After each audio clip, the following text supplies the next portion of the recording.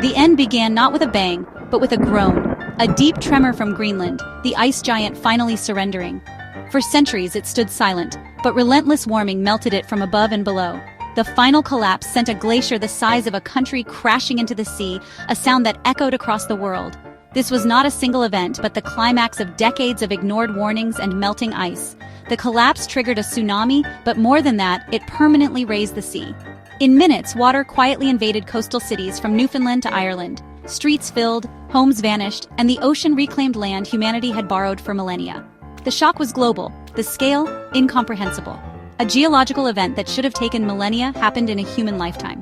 The groan of the ice became a symbol of our failure, a threshold crossed, a point of no return. The climate system, once delicately balanced, was pushed too far. The sound marked the start of a terrifying new chapter for life on Earth. The science was clear. Arctic sea ice was vanishing at over 12% per decade. By 2024, the thick, old ice was nearly gone. The first ice-free summer was imminent. These weren't predictions, they were facts, ignored until the future arrived. Greenland and Antarctica's ice sheets collapsed in catastrophic bursts, each adding meters to sea level. The first meter brought chaos, the second, surrender.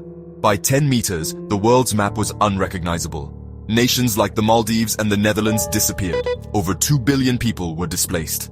The loss of polar ice shattered global weather systems. Jet streams faltered, unleashing droughts, floods, and supercharged hurricanes.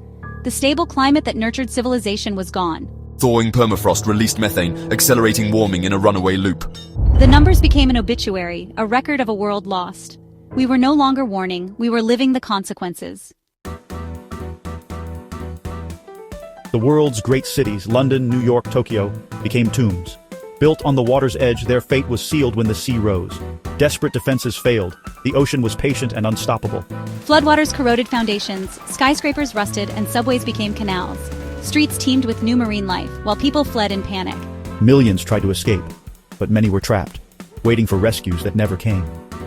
Iconic landmarks, Statue of Liberty, Parliament, were swallowed, symbols of a lost era. The drowned cities became forbidden zones, graveyards of memory and culture. Art, literature, and history were abandoned to the sea. The ruins stood as tragic reminders of our arrogance and fragility. They became the coral reefs of the Anthropocene, beautiful but born of disaster. Our civilization's pride was now a silent, sunken warning. With land lost, humanity took to the water, surviving on makeshift rafts and debris. Flotillas of survivors drifted, forming nomadic communities struggling for food, water, and shelter. Over time, crude rafts evolved into engineered floating cities, self-sustaining but claustrophobic and regimented. Every resource was precious. Individuality faded in the face of survival. The ocean was both sustenance and threat, hostile, unpredictable, and teeming with new dangers. Ancient diseases emerged from melting ice, plaguing the waterborne. Competition for resources led to piracy and conflict. Trust was rare. Flotillas scavenged drowned cities, fighting for salvage and safe anchorages. Humanity was scattered, cohesion lost. We became a species adrift, physically and morally, clinging to survival. The world we broke was now our only home. The ocean, once a boundary, became our entire existence. The new world changed not just how we lived, but who we were. Generations born on water adapted. Strong arms, keen balance, sun-hardened skin. Some developed better underwater vision. Psychologically, land became a myth. Communities grew close-knit yet isolated, thinking in tides, not borders. Agoraphobia faded. Fear of land took its place. Technology shifted. Some kept high-tech cities, others returned to ancient skills. Navigation by stars, reading weather, and oral tradition became vital. Stories and knowledge were passed down, fearing digital loss to water. Our diet changed. Seaweed, plankton, and fish became staples. Subtle genetic changes emerged. Some whispered of engineered aquatic abilities. Humanity stood at a crossroads, evolve or perish. The ocean shaped our bodies, minds, and future. Centuries on, humanity faces three futures: extinction, transformation, or reclamation. The first path is extinction, struggling, isolated, and dwindling until only ruins remain. The second is radical adaptation, becoming Homo aquaticus, reshaped by the sea, losing our old humanity but surviving as a new species.